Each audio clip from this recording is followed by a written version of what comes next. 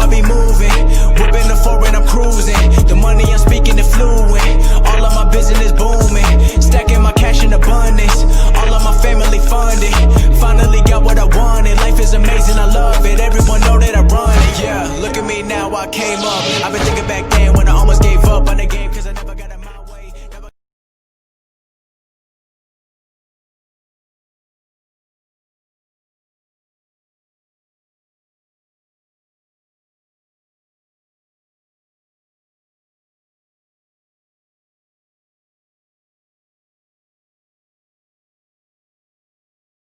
I pull up, you know I be moving.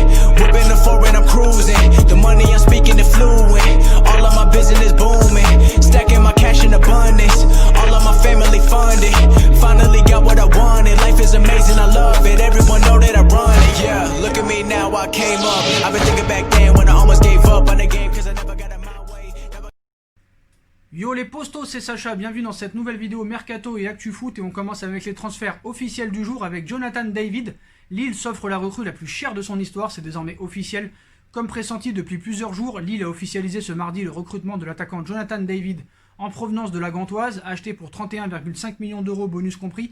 Le Canadien devient la recrue la plus chère de l'histoire du LOSC après avoir vendu Nicolas Pepe et Osimhen pour 80 millions d'euros. Jonathan David sera-t-il la future star du LOSC? Cette année nous le dira. On passe à Francis Coquelin, c'était attendu, c'est désormais officiel. Francis Coquelin quitte le FC Valence pour Villarreal.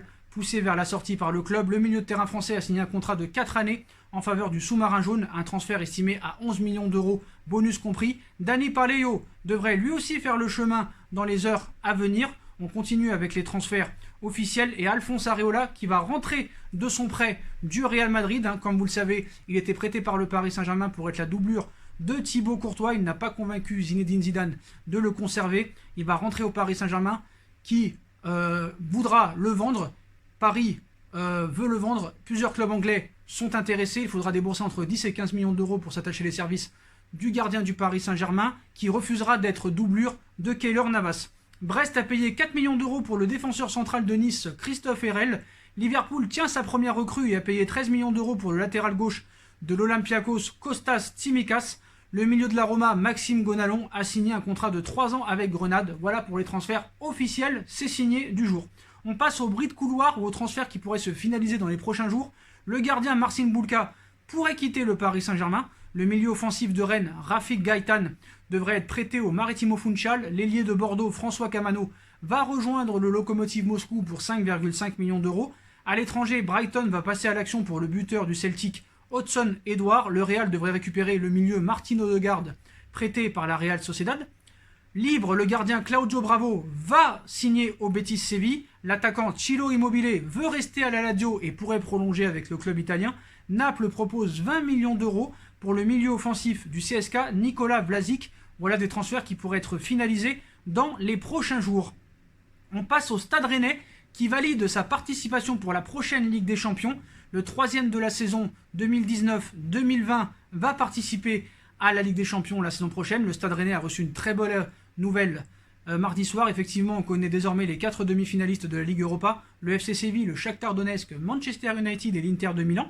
Et tous se sont qualifiés pour la Ligue des Champions via leur championnat respectif. Les Bretons ont donc, comme l'indique le règlement, directement obtenu un ticket pour les phases de poule de la plus prestigieuse des compétitions européennes, sans devoir passer par les barrages, comme c'est pourtant prévu pour le 3e de Ligue 1. Et forcément, cela offre de nouvelles perspectives pour le mercato rennais, presque 30 millions d'euros déjà assurés. On peut donc s'attendre à un mercato plus qu'animé pour les Bretons, déjà assuré de toucher les revenus liés aux droits TV des 6 rencontres de poule de la Coupe aux grandes oreilles. On parle de 28 millions d'euros. Le Télégramme confirme également que tout ceci devrait bien aider l'équipe entraînée par Julien Stéphan, qui sera plus attractive aux yeux des joueurs ciblés. Ces derniers temps, on a parlé de joueurs du calibre de Ravi Martinez du Bayern de Munich ou Fiyako Tomori de Chelsea ainsi que William Carvalho du Betis Séville. La direction du club a aussi un œil sur le Barcelonais Jean-Claire Todibo. Avec l'assurance de disputer la Ligue des Champions, le club va pouvoir passer la seconde pour boucler ses dossiers, pour le moins intéressant et être au moins un minimum ambitieux pour cette poule de cette Ligue des Champions, parce que Rennes va être vraiment le petit pousset de la compétition.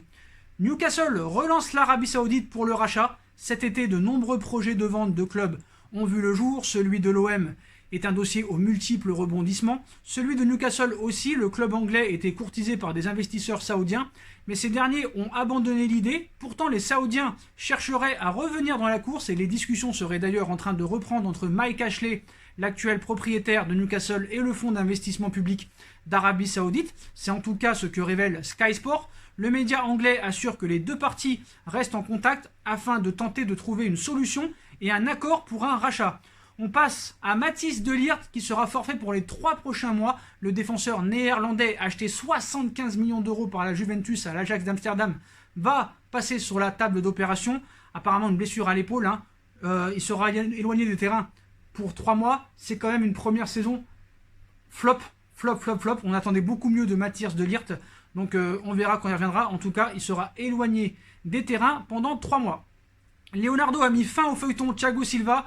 Il n'y aura, sauf retournement de situation inattendu, pas de nouvelle saison pour Thiago Silva au Paris Saint-Germain. Leonardo le lui a déjà fait savoir. Ils vont quitter le club à la fin de la saison, c'est confirmé.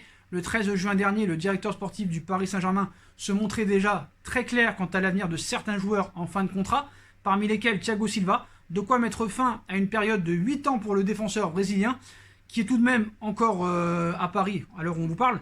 Seulement ces derniers temps, la possibilité de voir le joueur de 35 ans rester pour une saison supplémentaire a commencé à voir le jour dans la presse, et il ne s'agit pas de simples rumeurs puisque le principal concerné en a même parlé publiquement. Je le cite: « Je suis super tranquille dans la tête à ce niveau-là, j'essaye de penser aux choses que je dois faire, atteindre les objectifs de l'équipe, après ça ne dépend pas de moi, cela va dépendre du club », confiait-il à l'AFP il y a quelques jours seulement. Leonardo l'a encore refroidi, mais selon les informations de l'équipe, comme initialement prévu, Thiago Silva va bien quitter la capitale cette saison. Le directeur sportif et compatriote brésilien Leonardo lui a encore récemment fait savoir que son contrat ne serait pas prolongé. C'est donc la fin pour O Monstro. Voilà, donc il est logiquement sur le départ. C'est terminé, donc merci l'artiste.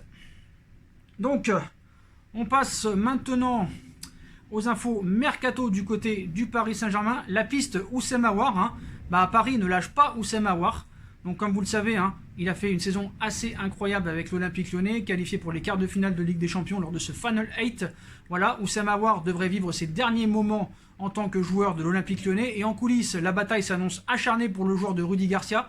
Retenu par l'OL l'été dernier, Houssem Aouar ne devrait pas l'être à l'occasion de ce mercato. À 22 ans, le joueur formé chez les Gaunes pourrait bien au contraire ces derniers mois au sein du groupe de Rudy Garcia. Dernièrement, le Parisien assurait même qu'un accord tatiste existerait entre Aouar et sa direction pour le laisser partir en cas d'offre satisfaisante. Et celle-ci pourrait bien arriver sur le bureau de Jean-Michel Aulas cet été. En effet, le Lyonnais a toujours démontré son talent dans les grands rendez-vous, ce qui n'a pas manqué d'éveiller l'intérêt des plus grands clubs européens disposés à se battre pour lui. Il y a le Paris Saint-Germain, mais pas seulement. Ce mardi, France Football estime également qu'Houssem Aouar devrait porter pour la dernière fois le maillot de l'OL lors du Final 8 de la Ligue des Champions. Un nouveau chapitre devra ensuite s'ouvrir pour lui, mais où? L'hebdomadaire confirme ce qui a pu déjà se dire ces dernières semaines, expliquant que le PSG était sous le charme du Lyonnais, mais la liste des prétendants ne s'arrêterait pas là. City, Tottenham et la Juventus auraient aussi des vues sur Aouar. Alors qui raflera la mise? Réponse dans les prochaines semaines, sûrement. Voilà. Du côté des entraîneurs, du côté du Paris Saint-Germain, sur les dossiers incontournables pour l'après-Tourelle, donc pour le poste d'entraîneur, plusieurs pistes apparaissent aujourd'hui incontournables pour Paris en cas de changement sur le banc de touche. Donc on va analyser un petit peu tout ça. Allegri et Pochettino sont les favoris. Dans cette optique, 2 noms apparaissaient obligatoirement en tête de liste. Allegri et Pochettino, 2 coachs de standing mondial aujourd'hui sans contrat. De telles opportunités seront obligatoirement étudiées par le PSG. Dans le cas d'Allegri, c'est déjà fait. Leonardo planchant sur le dossier depuis maintenant plusieurs mois. Ces dernières heures, le média italien TMW a affirmé que Maurizio Pochettino, ciblé par la Roma, se donnait le temps avant de voir ce qui se passait du côté du Paris Saint-Germain. Probablement pas le fruit du hasard. Dans le même ordre d'idées, si jamais Antonio Conte venait à être remercié par l'Inter de Milan, son nom intégrerait forcément cette liste incontournable, match à 3, mais Allegri reste bien le favori dans ce dossier. Donc ça a toujours été, de toute façon. Voilà. On passe à un autre milieu de terrain après Houssem Aouar, Thiago Alcantara. Paris est fixé pour Thiago Alcantara, indésirable au Bayern de Munich. Thiago Alcantara va quitter la Bavière cet été. De nombreux clubs suivent l'international espagnol dont le prix est enfin fixé.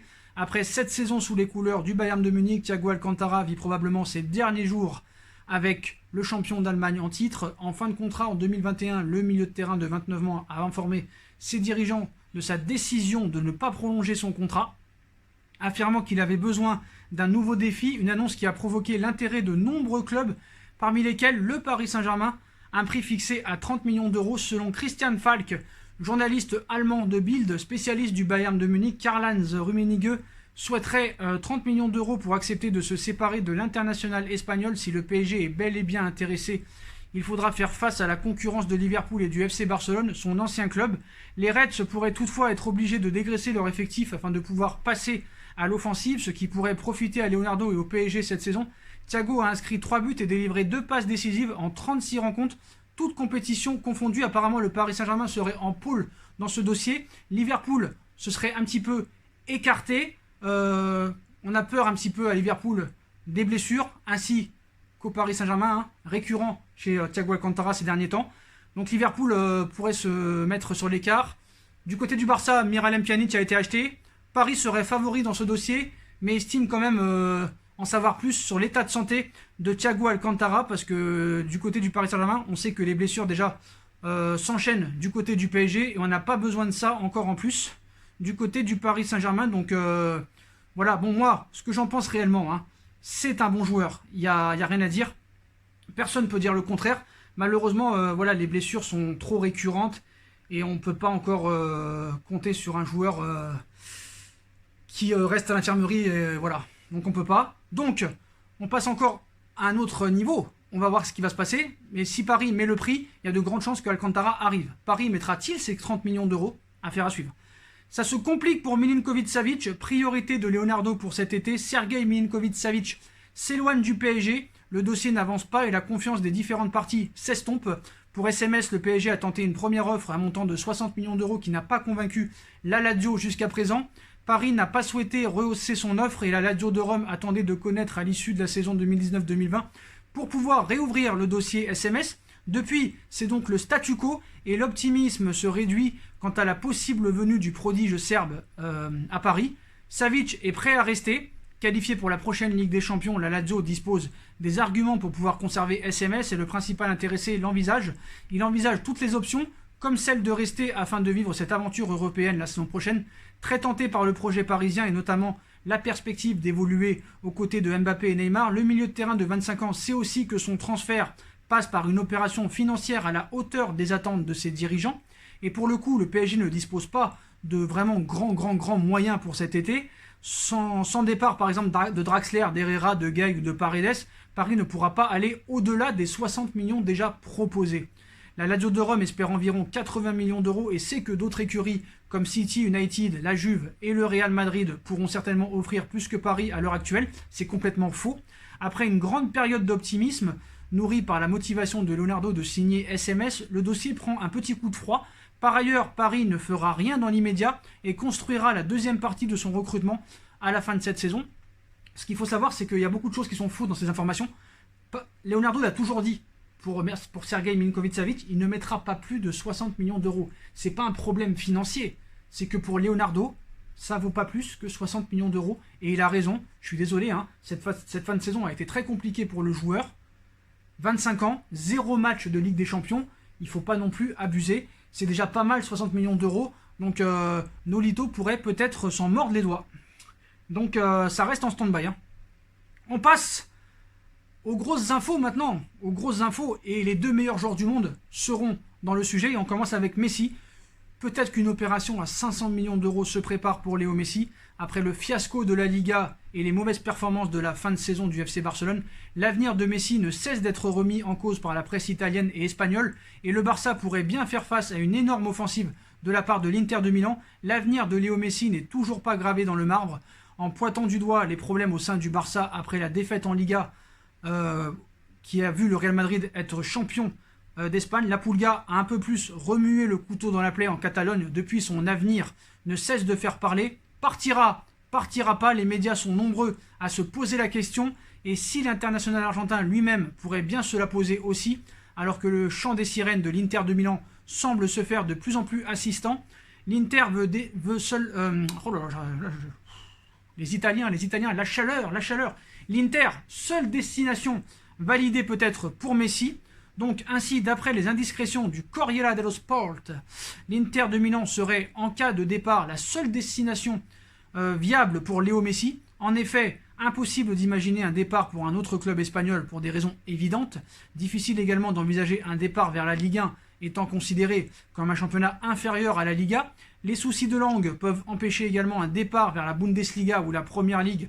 La Serie A et l'Inter de Milan se présentent donc comme les solutions les plus viables pour l'avenir de la Pulga, si tant est qu'il s'écrira loin de Barcelone. Les dirigeants nerazzurri sont dans l'attente d'une décision de Messi qui pourrait arriver après la Ligue des Champions, dans laquelle le Barça est toujours engagé après sa qualification contre le Napoli, et les dirigeants de l'Inter semblent déterminés à le faire signer et lui proposeraient 500 millions d'euros sur 3 ans. Toujours d'après les informations du Corriere della Sera, l'international argentin serait donc la priorité de l'Inter Milan, du moins des propriétaires du club Suning, qui avaient déjà notamment projeté l'ombre de Messi sur Duomo, une initiative qui n'avait pas manqué de créer la polémique, mais qui fait donc bel et bien état des ambitions des dirigeants qui seraient prêts à aligner 500 millions d'euros sur 3 ans pour financer toute cette opération colossale. Ce dernier pourrait bien faire frissonner plus d'un supporter blaugrana cet été, alors que le doute plane toujours quant à la décision de Messi de prolonger alors qu'il sera en fin de contrat dans 1 an maintenant. Donc ça va être aussi un feuilleton. On passe au feuilleton de l'été. Cristiano Ronaldo va-t-il arriver au Paris Saint-Germain?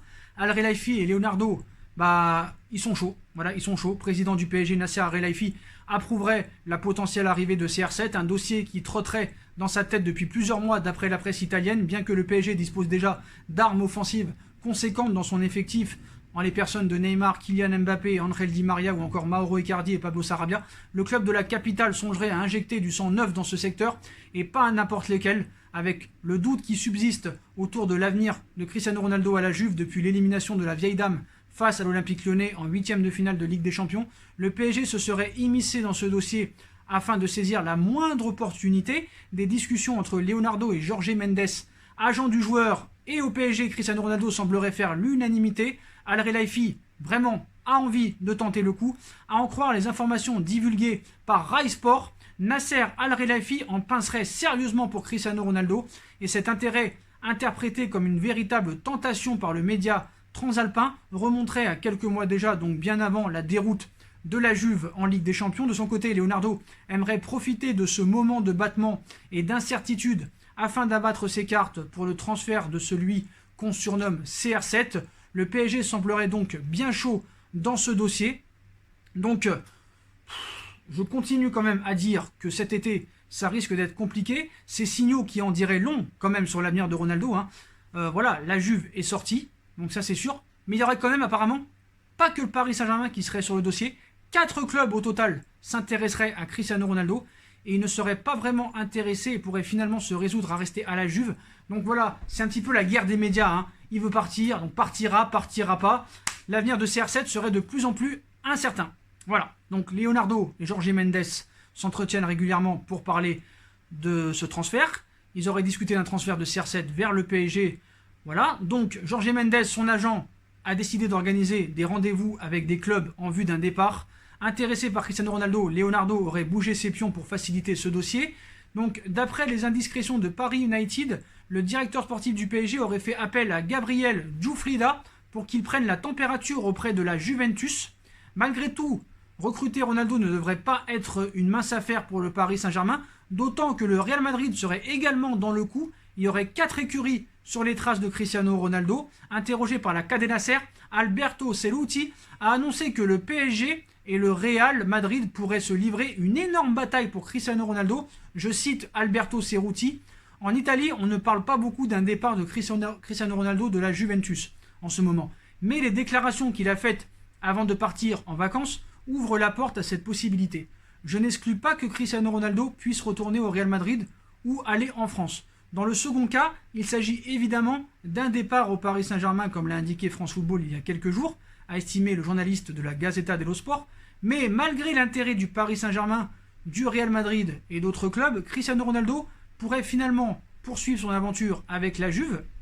Lors d'un entretien accordé à l'émission Boom Boom Market, Luca Bomblano a expliqué que tous les signaux étaient pourtant au vert pour que CR7 reste à la Juve. Je le cite, les clubs intéressés par Cristiano Ronaldo se sont manifestés auprès de Jorge Mendes ou directement auprès du joueur, mais n'ont pas sollicité la Juve. Donc ils ont parlé avec CR7 et Jorge Mendes, mais pas avec la Juve. S'il veut partir, c'est lui qui devra parler à la Juve. Aujourd'hui, il est à 100% avec la Juve et a envoyé des messages à tous les anciens coéquipiers de Andrea Pirlo, qu'il connaît, pas seulement les anciens Bianconeri, pour leur demander des informations à son sujet. S'il avait la tête ailleurs, il ne passerait pas une seconde à envoyer des messages. Il est bien à la Juve, 4 clubs se sont intéressés, mais il l'aurait très vite fait savoir à la Juve s'il était intéressé, a expliqué le journaliste de la télé Lombardia Juventibus. Donc voilà, ça va être un feuilleton, hein. Voilà, ça va être vraiment un feuilleton, le feuilleton Messi, le feuilleton Ronaldo, le mercato. On pensait que ça allait être un mercato tranquille à cause de cette crise sanitaire. Bah, ça risque d'être un mercato assez actif et il pourrait y avoir vraiment de nombreuses surprises. En tout cas, quand on regarde le message posté par Cristiano Ronaldo sur Instagram, quand on regarde les déclarations de Agnelli après le match et l'élimination face à l'Olympique Lyonnais, on ne peut pas quand même dire à 100% que Ronaldo restera à la Juventus de Turin. En tout cas, on verra ce qui se passera. Ce mercato va être long et va durer jusqu'au 5 octobre. Donc voilà les postos, voilà pour toutes les informations mercato, officielles, rumeurs du jour, plus l'actu. Dites-moi en commentaire ce que vous en pensez. Je compte sur vous pour bombarder la barre de like. On like, on partage, on commente, on s'abonne, on active la petite cloche, c'est très important pour être tenu au courant des vidéos qui vont sortir. On me rejoint sur mes différents réseaux sociaux, ainsi que sur Utip. Alors Utip, ils sont assez marrants, ils ont enlevé les pubs, donc on ne peut plus regarder de pubs gratuitement. Donc maintenant vous pouvez faire que des dons, donc soit vous faites rien, soit si vous aimez mon travail, vous pouvez faire un petit don. Les postos, c'est comme vous voulez. Voilà, et n'hésitez pas aussi, je vous le redemande, hein, même si personne ne le fait, c'est pas grave, je continuerai à le demander, à vous abonner à ma deuxième chaîne YouTube No Feeling, qui sera en bas en lien en description. Voilà les postos, je vous souhaite à tous une très bonne continuation, prenez soin de vous, et à très vite pour une nouvelle vidéo les postos, et vive le football. Tchuss.